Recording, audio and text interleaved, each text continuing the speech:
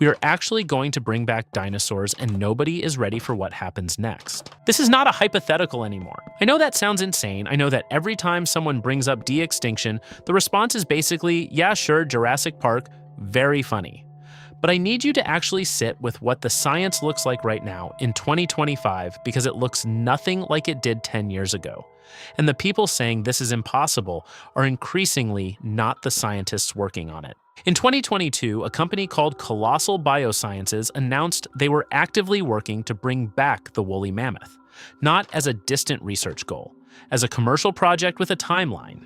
They have funding, they have a team of some of the most respected geneticists in the world. They have already made edits to elephant DNA incorporating mammoth genes and produced cells that express those genes. In 2023, they announced a second project targeting the thylacine, the Tasmanian tiger, extinct since 1936, with the first successful gene editing of thylacine DNA from museum specimens already completed. And then there is the dinosaur project, which is where it gets genuinely strange. Because you cannot clone a dinosaur the way you clone a sheep. There is no viable dinosaur DNA.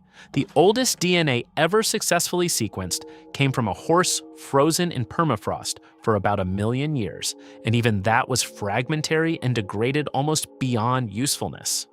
Dinosaur remains are tens of millions of years old. The DNA is gone. Completely. Whatever you might think you remember from a certain film involving amber, the chemistry simply does not work on those timescales. But here is what researchers figured out that changes the entire conversation. You don't need dinosaur DNA, because dinosaur DNA already exists. It just has feathers and a beak. Birds are dinosaurs. This is not a metaphor or a loose analogy. It is the taxonomic reality.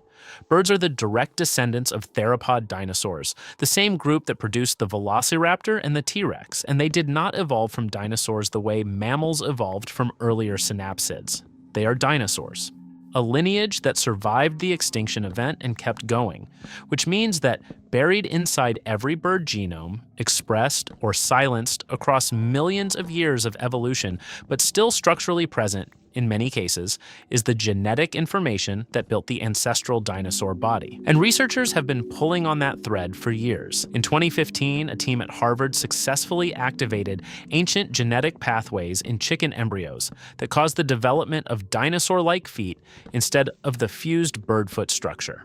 In 2016, a different team manipulated the molecular signals governing beak development in chicken embryos and produced embryos with snouts. Actual elongated dinosaur-like snouts instead of beaks. The embryos were not brought to term, but the underlying genetics worked exactly as the researchers predicted. Jack Horner, one of the most respected paleontologists alive, has spent years on a project he calls the Chickenosaurus. The goal is not to clone a dinosaur from ancient DNA. It is to reverse the developmental program of a modern bird, to reactivate the ancestral genetic pathways that have been suppressed over 66 million years of bird evolution, and to produce an animal that expresses the ancient form. Longer tail, clawed arms, teeth possibly. A body plan recognizably closer to the non-avian dinosaur ancestor than to any modern bird. He believes it is achievable within this decade. And now, I want to stop here for a second because I think there is a question that almost never gets asked seriously in this conversation. And it is the only question I actually care about. Not can we do it? What happens after? Because the Jurassic Park conversation always stops at the liability question, at the safety perimeter question, at the we need to make sure it can't escape question. And those are real and valid concerns, and I am not dismissing them. But they are also the boring concerns. The concerns that assume the thing we are worried about is a large animal in an enclosure that we might fail to contain. That is not the thing I am worried about. The thing I am worried about is what it means for a living thing to exist outside of its context. Every animal that has ever lived has been shaped by a specific ecological context, by the specific pressures and competitors and prey and parasites and climate conditions of the environment it evolved in. The woolly mammoth was not just an elephant with more hair. It was an organism calibrated to a specific version of the world that no longer exists. The permafrost steppe ecosystem it inhabited, the vast cold grasslands that covered much of the northern hemisphere during the Pleistocene, is gone. not diminished, gone. Replaced by boreal forest and tundra with different plant communities, different soil structure, different seasonal patterns. You can bring back the mammoth, but you cannot bring back the world the mammoth was built for. And what you get when you put an organism in a world it was not built for is not Jurassic Park. It is not a thrilling, dangerous adventure with a clear villain and a resolution. It is something much stranger and much more difficult to resolve.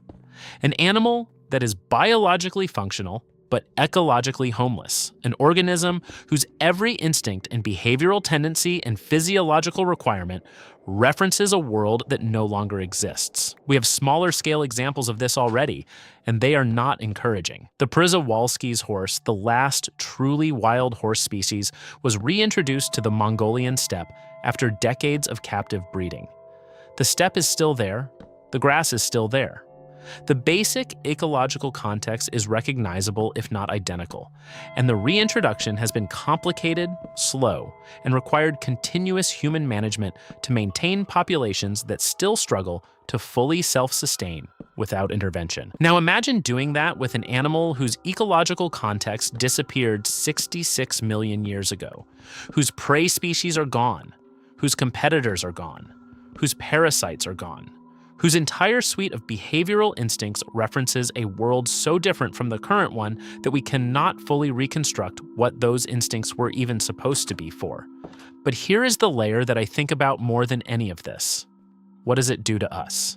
Not practically, not ecologically, psychologically, philosophically. What does it do to the human relationship with the natural world, with extinction, with the consequences of our own actions when we develop the ability to undo death at the species level?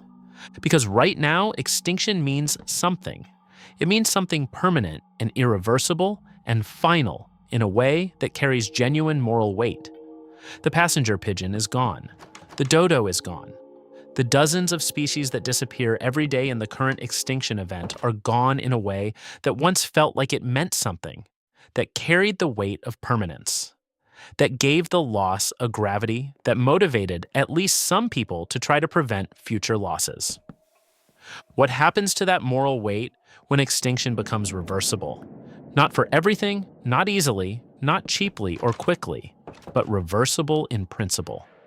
Potentially reversible in practice for a growing list of species as the technology improves.